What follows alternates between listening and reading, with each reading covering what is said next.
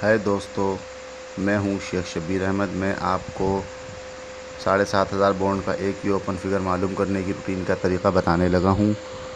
तरीका ये है कि सबसे पहले जो है 4 ड्रा पहले 7500 बॉन्ड में लगा था 9369।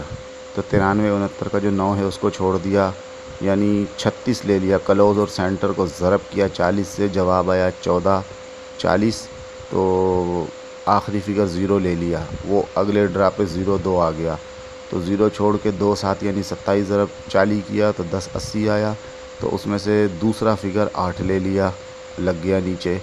फिर 72 ज़रब 40 किया तो उसमें जो है 2880 आया। तीसरा फिगर 8 ले लिया, 88 लग गया। फिर 88 ज़ीरो में से 8 छोड़ के 80 ज़रब 40 किया तो फिर 3200 आया। अभी आखिरी फिगर 3 लेना, यानी ये रूटीन चौड़ाई में चल रही है। सबसे पहले पहला फिगर, फिर दूसरा, फिर तीसरा और अब चौथा लेना है। ये ओपन बताने की रूटीन है। अगर समझ में ना आए तो फ़ोन करके मुझसे पूछ सकते हैं। और फर्स्ट के 16 पंगुड़े बताने वाली रूटीन लेने के लिए रब्ता करें। फ़ीस 2000 रुपये। मेरा नंबर डिस्क्रिप्शन में मौजूद है, 0323552489।